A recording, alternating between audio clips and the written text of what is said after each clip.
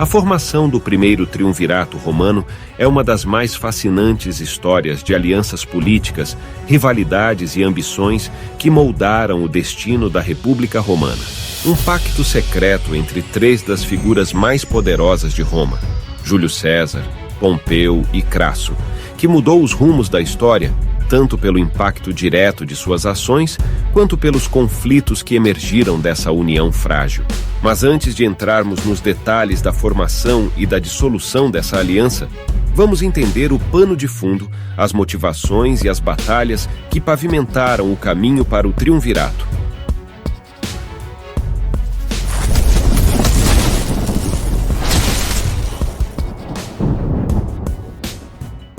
No século I a.C., Roma estava mergulhada em crises internacionais. A expansão territorial gerou uma desigualdade social crescente e as disputas entre as classes senatorial e popular levaram a República ao colapso. Júlio César, um general em ascensão, vê que a sua ambição de se tornar a figura mais poderosa de Roma só seria alcançada se ele conseguisse o apoio de duas figuras-chave, Pompeu, o Grande, e Marco Licínio Crasso.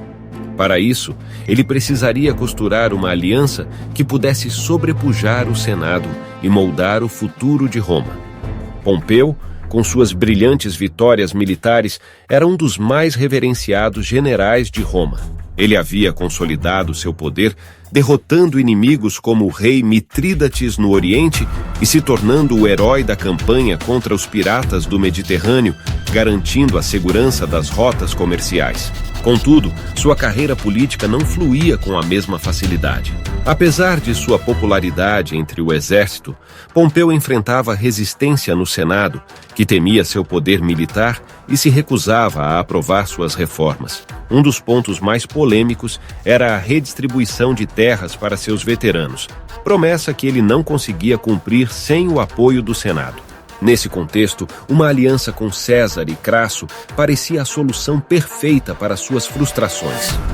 Já Crasso, além de ser o homem mais rico de Roma, era conhecido por sua ambição desmedida. Sua fortuna, em grande parte acumulada através de negócios imobiliários e operações financeiras, lhe deu influência, mas não o poder político que ele almejava. Ele já havia demonstrado sua capacidade militar ao derrotar a rebelião de escravos liderada por Espartacus em 71 a.C., uma das maiores ameaças internas que Roma enfrentou.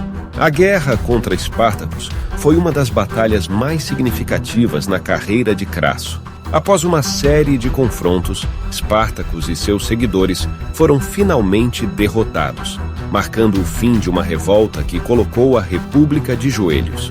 Crasso aproveitou essa vitória para cimentar sua posição de poder, mas ainda ansiava por uma grande campanha militar que o elevasse à altura de Pompeu e César.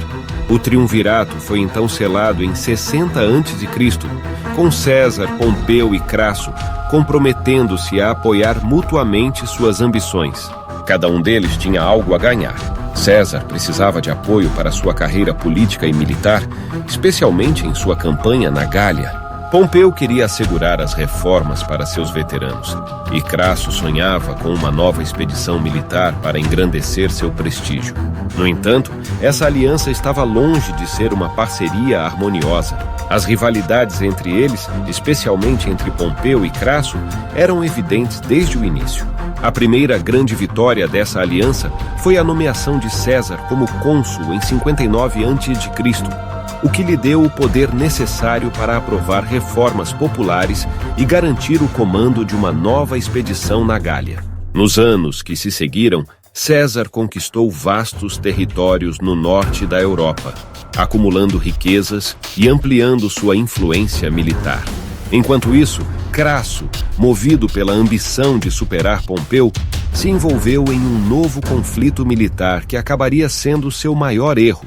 Em 53 a.C., ele embarcou em uma campanha contra o Império Parta, na atual região do Irã. A batalha decisiva ocorreu em Carras, onde o exército romano foi esmagadoramente derrotado. Crasso foi morto e sua cabeça foi enviada como troféu ao rei parto. A morte de Crasso desestabilizou o triunvirato e marcou o começo da ruptura entre César e Pompeu. Com a ausência de Crasso, as tensões entre Pompeu e César se intensificaram. Pompeu, que anteriormente apoiava César, agora via seu antigo aliado como uma ameaça ao equilíbrio de poder em Roma. Os sucessos de César na Gália e sua crescente popularidade o tornavam uma figura perigosa aos olhos de Pompeu e do Senado. A aliança entre os dois começou a ruir, e em 49 a.C., quando o Senado, influenciado por Pompeu, ordenou que César abandonasse seu exército e retornasse a Roma como um cidadão comum, César fez o impensável. Cruzou o rio Rubicão com suas legiões, uma clara declaração de guerra. A guerra civil que se seguiu foi uma das mais sangrentas da história romana. Pompeu, agora apoiado pelo Senado, fugiu de Roma e preparou suas forças no Oriente, enquanto César avançava rapidamente pela Itália.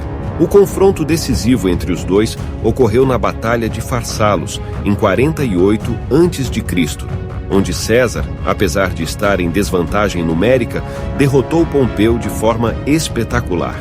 Pompeu fugiu para o Egito, onde foi traído e assassinado pelos aliados egípcios que tentavam ganhar o favor de César. A morte de Pompeu marcou o fim de uma era. César, agora o homem mais poderoso de Roma, regressou vitorioso e começou a consolidar seu poder. A República Romana, que há tanto tempo enfrentava crises, estava à beira do colapso definitivo.